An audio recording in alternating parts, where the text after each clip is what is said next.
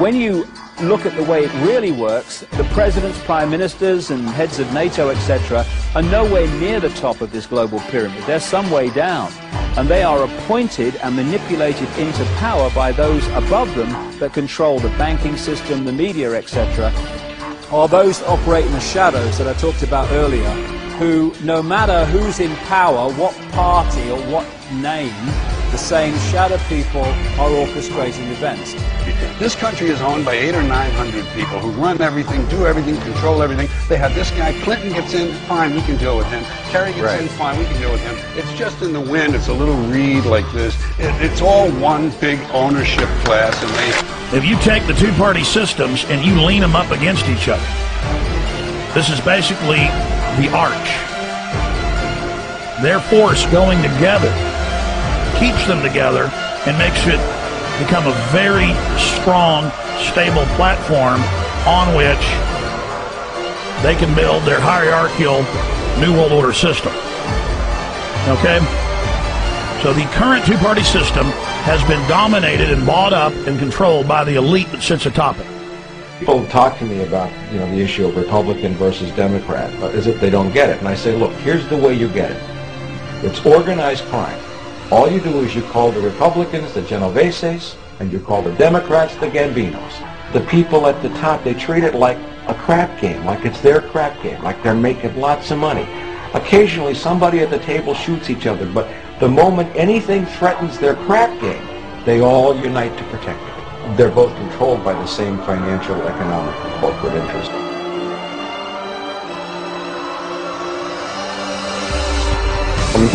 The word Illuminati comes from the Latin word illuminare or illumin, which means light. And so anyone who is enlightened or brilliant, and of course those who are the most enlightened are called brilliant. Well, it comes from Lucifer. Well, what we're really talking about here is Lucifer, the fallen angel, and they have picked up on this, the Illuminati. And the Illuminati, the illuminated ones, illuminated into knowledge that the rest of us don't get.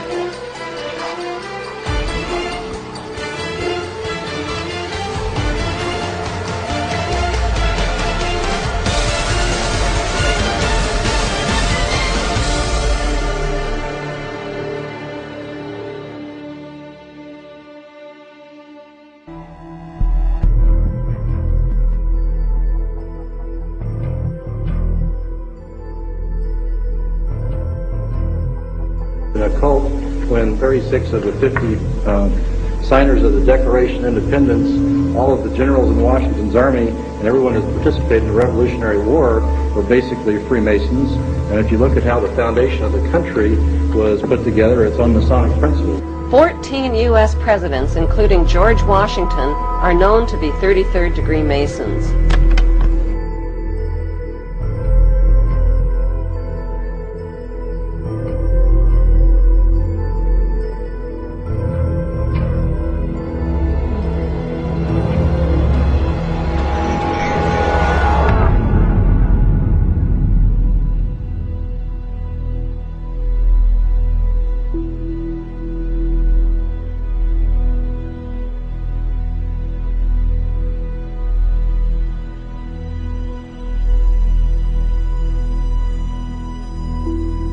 The first royal member of the Freemasons was Frederick, Prince of Wales.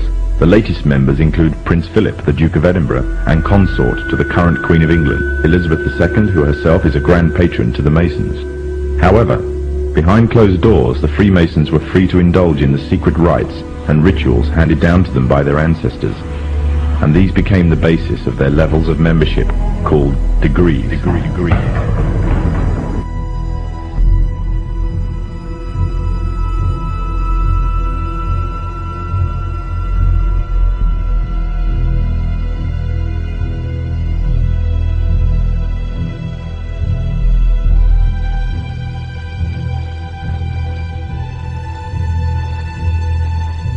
Among the former Bonesmen are three presidents: William Howard Taft, George Bush, George W. Bush, numerous senators and ambassadors, industrialists like William Whitney, CIA agents, State Department officials, and the publishing magnate Henry Luce.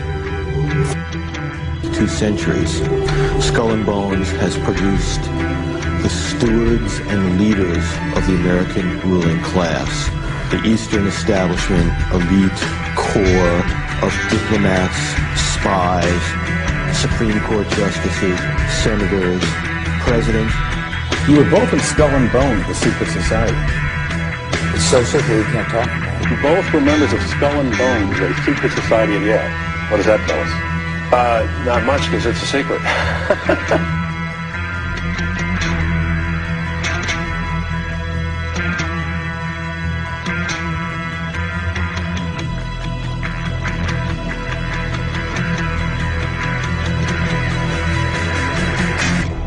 One might wonder, understandably, why the people that run the banking, political, economic system and the media in America should be dressed in long robes doing a ceremony to a 40-foot stone owl. I think we should be told. Bohemian Grove.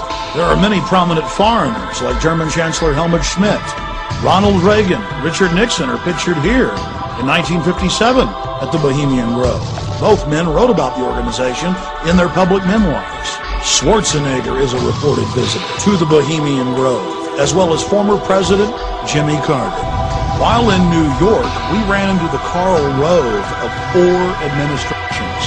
David Gergen, top presidential advisor. Ford, Reagan, George Herbert Walker Bush, and Bill Clinton. We couldn't believe our luck.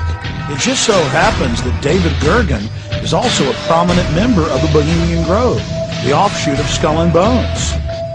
This insider of insiders, a staple of the White House for 22 years, got very upset when we brought up Bohemian Grove to him. He didn't deny its existence. He didn't deny that he was a member. He didn't deny the rituals. He just became angry and didn't act very gentlemanly. Have you been there for the ceremony with the cremation of care? Frankly, I don't think that's something I need to talk to you about. Gentlemen, anything to do. But what about the ritual? Is the ritual genuinely?